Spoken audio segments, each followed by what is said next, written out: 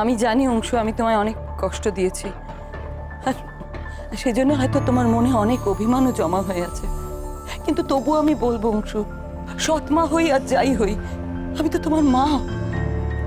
মা হয়ে একটা বাইরের মেয়ে এসে তোমাকে এইভাবে ঠকাবে, সেটা আমি কি করে মেনে নিই বলো তো? বলো তো কি করে মেনে নিই?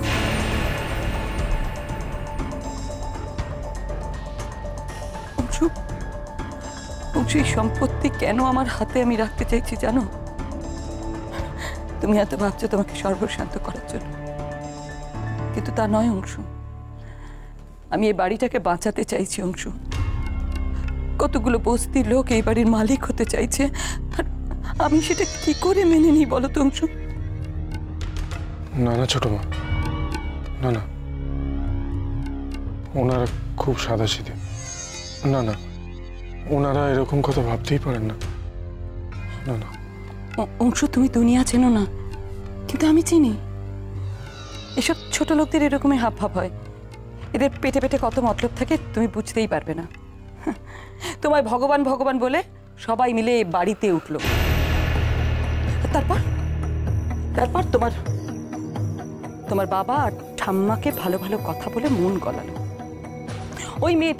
ওই মেয়েটা তোমার বাবাকে সেবা যত্ন করে সুস্থ করে তোলার চেষ্টা করলো। কেন বলো তো? যাতে তুমি ওকে দেবী বলে ভাবো। দেবী? বলো তো, ওই মেয়েটার যদি কোনো মতলবই না থাকতো, তাহলে এ বাড়ি ছেড়ে চলে যাওয়ার জন্য সে তৈরি হওয়ার পরও ঠিক সময় এসে কি করে ওর অধিকারটা চাইলো? ও তো সম্পত্তির ভাগ চাইছে অংশু। সত্যি তো পাটরানি হতে চাইছে। ওকে তাড়াও অংশু, তাড়াও। এ বাড়ি থেকে ওকে দূর করে দাও, নাহলে কিন্তু সকলে মিলে আমরা পথে বসবো। তাড়াও অংশু, ওকে তাড়িয়ে।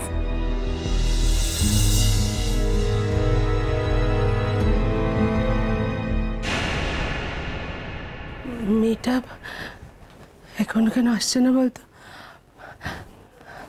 আমি এগিয়ে একটু দেখি বরং। হ্যাঁ, হ্যালো হ্যালো। আর দেরি করো না মা, বস্তিতে পৌঁছাতে আবার রাত হয়ে যাবে। মানে এ কি বাধা ছাতাগুলো কে খুললো? কি বলছিস তুই? চলে যাবি? আমি তো তবে শুনলাম তুই নাকি জামাইকে বাঁচিয়েছিস। কিরে চুপ করে আছিস কেন? মা যে বললো এই বাড়িতেই আমরা। এখানে এই বাড়িতে থাকাটা ঠিক হবে না। হ্যালো, ও কি কথা মা? এত কিছুর পরও জামাইয়ের ওপর তুই অভিমান করে রয়েছিস? কিসের মান অভিমান? উনি আমায় দয়া করে এই বাড়িতে থাকতে দিয়েছিলেন। গরিবের মেয়ে, তার আবার মান অভিমান। আমারই ভুল মা, ওনাকে আমি দেবতা বলে মনে করেছি। মনে মনে তো মানুষ বলেই মেনেছিলাম। ভুল, দোষ আমার। দেবতা তো দেবতাই হয়, তাই না মা? পাষাণ। আমি থাকবো না এ বাড়িতে, আমি থাকবো না এ বাড়িতে। অমনি মাথায় কিছু একটা এলো, ব্যাস চলো। কত কষ্টে একটা কাজ পেলুম, এবার সবাইকে সব ছেড়ে ছুড়ে দিকে রাস্তায় বসতে হবে। দেখো মা তো ঠিক কথা বলেছে, ওই বস্তিতে তো ফিরতে পারবো না। কোথায় যাবো? বেশ, তাহলে তোমরা এই বাড়িতে থাকো, আমি এখানে থাকবো না। আমি এখানে। দেখলি? দাঁড়া, আলো, আমরা যাবো তোর সঙ্গে। আলো দাঁড়া, করো না, তাহলে তাড়াতাড়ি এসো। তুই তাহলে কোনো কথাই শুনবি না? আমার ঘরের লক্ষ্মী চলে যাবে, আমার এই ঘরগুলো অন্ধকার হয়ে যাবে। যাস না, যাস না আলু। উনি কোথাও যাবেন না ঠাম্মা।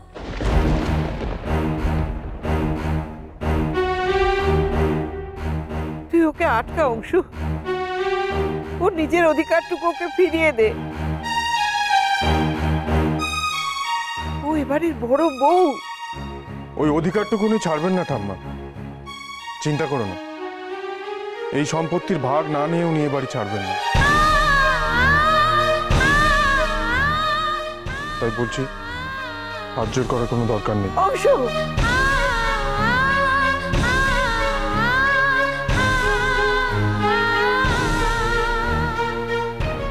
এসব কি বলছিস তুই? এতটা অসম্মান করছিস তুই আলোকে? কে কে তোকে কি বলেছে বল? কেউ তো কিছু বলেনি ঠাম্মা, যা বলার উনিই তো বললেন একটু আগে সকলের সামনে। আমার কি হবে? উকিল কাকু বললেন না ওনার অধিকার আছে এবারের সম্পত্তির উপর? আমি ভেবেছিলাম উনি বিপদে পড়েছেন, তাই এই বাড়িতে ওনাকে এনেছিলাম। ওনার পরিবারের সকলকে এ বাড়িতে জায়গা দিয়েছিলাম থাকার জন্য, সম্মান দিয়েছিলাম। তার বদলে কি পেলাম ঠাম্মা? আবার একজনকে বিশ্বাস করে ঠকলাম। তোমরাও ঠকলে আমার জন্য। চুপ করুন, দয়া করুন আমার উপর, দয়া করুন। ছোট মারা যদি এই কথাগুলো বলতো, আমি কিচ্ছু বলতাম না, কিচ্ছু না। দয়া করে আপনি এগুলো বলবেন না, আমি তো মরে যাব। আমি কিচ্ছু চাই না, কিচ্ছু না, শুধু আপনার পায়ে একটু চাই চেয়েছি।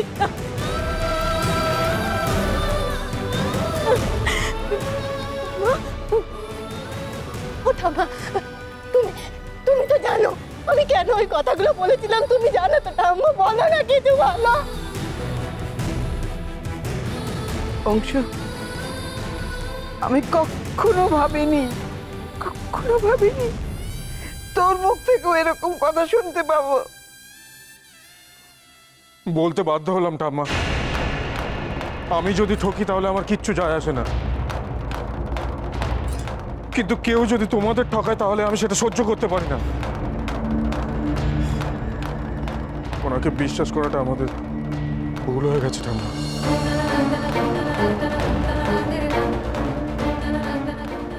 যেতে দাও ওনাদের, বাধা দিও না।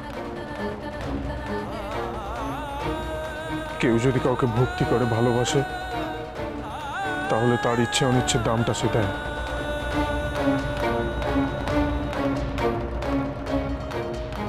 আর ওনার জন্য আমি আমার কথাটুকু রাখতে পারলাম না। সকলের সামনে আমার মাথা হেঁট হয়ে গেল।